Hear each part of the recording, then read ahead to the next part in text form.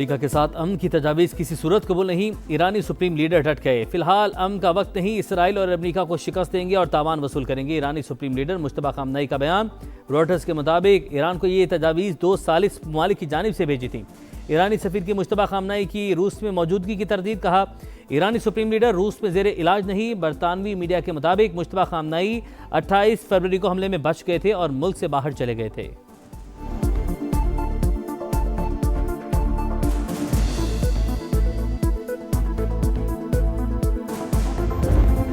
पाकिस्तान ने इनकलाब का फिर तगड़ा वार। ऑपरेशन वादासादी की 59वीं लहर। पहली बार हाज कासिम मिसाइल से हमला।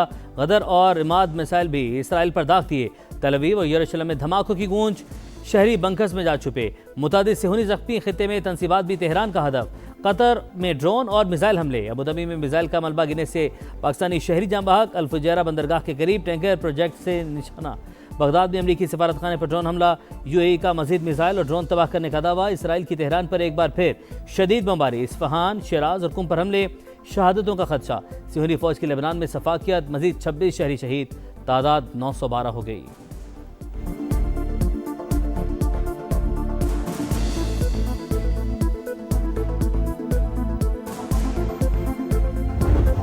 ईरान जंग ट्रंप के गले पड़ने लगी। इत्तेहादियों के बाद सरकारी अहदेदारों का भी अमरीकी सदर पर अदम एतमाद। पहला बड़ा इस्तीफा। नेशनल काउंटर टेररिज्म सेंटर के डायरेक्टर मुस्तफी। ईरान से अमरीका को कोई खतरा नहीं था।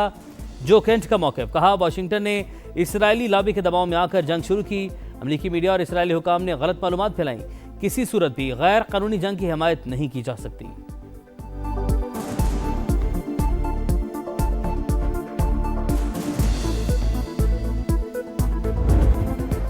अमेरिका और इसराइल दुनिया में तनहा। बड़ी ताकतों के बाद यूरोपीय यूनियन ने भी ट्रंप को झंडी करा दी। ईरान के खिलाफ जंग में शिरकत से साफ इनकार। फॉरेन पॉलिसी चीफ का कहना है, अमेरिका ने तेहरान के खिलाफ कदम उठाने से पहले कोई मशवरा नहीं किया। अभी तक अमेरिकी इक़दाम को समझने से कासिर हैं। किसी भी फैसले से पहले ट्रंप की गैर मुतवक्किल तबीयत को मद्देनजर रखना होगा। कोई भी मुल्क बरह रास्त जंग का हिस्सा नहीं बनना चाहता। हुर्मुज़ को खुला रखने के लिए सिफारती रास्ते तलाश करना होंगे।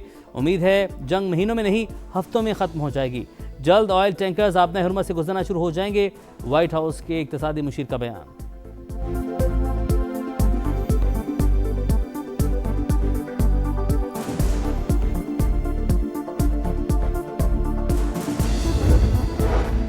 तुर्की ईरान जंग खत्म करवाने के लिए मुतहरिक। वज़ीर ख़ारजा हाकान फैदान का रवां हफ्ते मशरिक़ वस्ता के दौरे का ऐलान। कहते हैं देर पाम के लिए दोस्त ममालिक से बात होगी। मौजूदा जंग खित्ते के लिए बड़ा खतरा बन चुकी। तेहरान को कशीदगी में कमी लाने का मशवरा। यूएई का आबना हुर्मुज़ की सिक्योरिटी के लिए अमरीकी कोशिशों का हिस्सा बनने का इंदिया।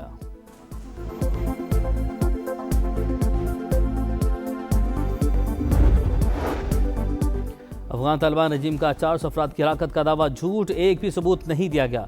हम अफगानिस्तान में हमलों की वीडियो जारी करते हैं। वफाकी वज़ीर इत्तलात अता तारड़ की प्रोग्राम रेड लाइन में गुफ्तगू। कहा, हमें अफगान अवाम से कोई मसला नहीं। अफगान तालिबान रजीम को फैसला करना होगा पाकिस्तान के साथ हैं या दहशत गर्दों के साथ। दहशत गर्दी का खात्मा और पाकिस्तान को महफूज बनाना हमारा मकसद है।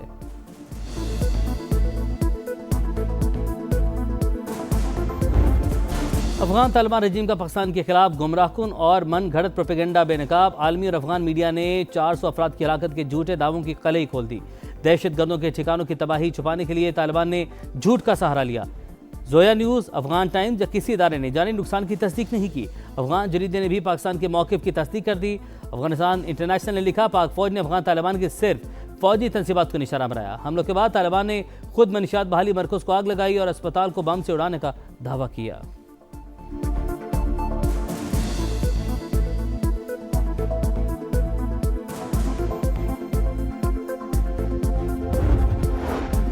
अठहत्तर साल की तारीख में बहुत गलतियाँ की, लेकिन अफगानों की मेहमान नवाजी सबसे फाश गलती है।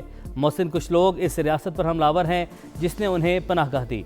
वज़ीर दिफा ख्वाजा आसिफ का एक्सपर्ट पैगाम। कहा, अस्पताल पर हमले का दावा वो कर रहे हैं जो मसाजिद, नमाजियों, निहत्ते शहरियों और स्कूल को निशाना बनाते हैं।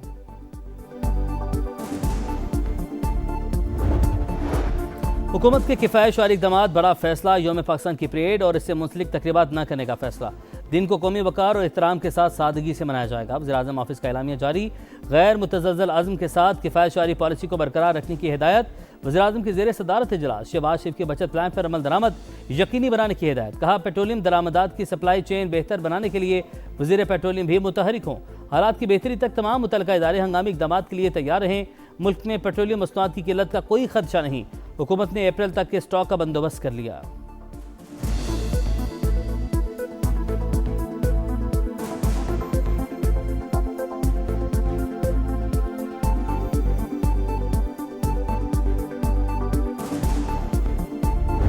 जहाँ तक जमामा के बच्चों का तल्लक है तो ठीक है, इमरान खान साहब उनके वालिद हैं और वो जेल में हैं। बिल्कुल उन्हें हक पहुँचता है कि वो यहाँ पे आएँ और आके उनसे मिलें। राना सनाउल्लाह ने बानी पीटीआई की बेटों से मुलाकात की हिमायत कर दी। प्रोग्राम नदीम मलिक लाइव में गुफ्तगू करते हुए मुशीर वज़ीर-ए-आज़म का कहना था बानी के बेटों को वीज़ा मिलना चाहिए, मुलाकात रोकने का कोई जवाब नहीं। बानी की पॉलिसी में सियासतदानों से बातचीत करना है ही नहीं। वो इस्टेब्लिशमेंट से मुज़ाकरात और डील भी चाहते हैं। तहरीक इंसाफ बातचीत के लिए हुकूमत से रब्ता करे।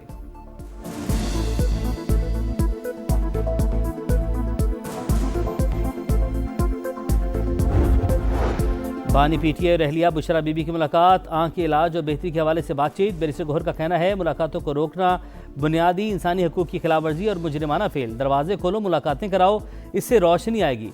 मुल्क मजीद तकसीम और बहरानों का मुतहम्मिल नहीं हो सकता।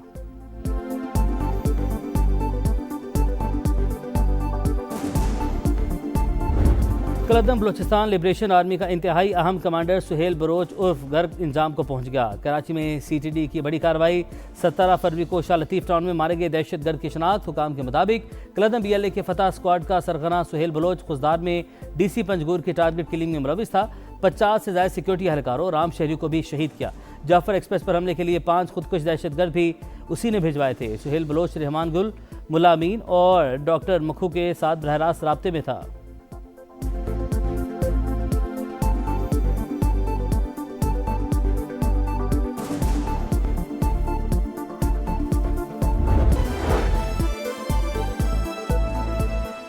अमेरिका, अब मुझे अंदाजा नहीं है मुकम्मल कि अमेरिका किस हद तक मुज़ाकरात की टेबल पर आना चाह रहा है।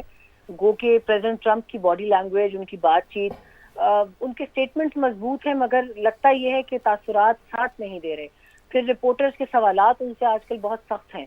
कुछ के जवाब वो खुशगवार मूड के साथ देते हैं, कुछ के जवाब में वो बिल्कुल एकदम रिजेक्ट कर देते हैं किसी भी किस्म के कमेंट को, बल्कि बाकायदा सामने से सवाल पूछने वाले को रुसवा भी करते हैं अच्छा खासा, जो भी उनसे इस हवाले से कोई सख्त सवाल पूछता है।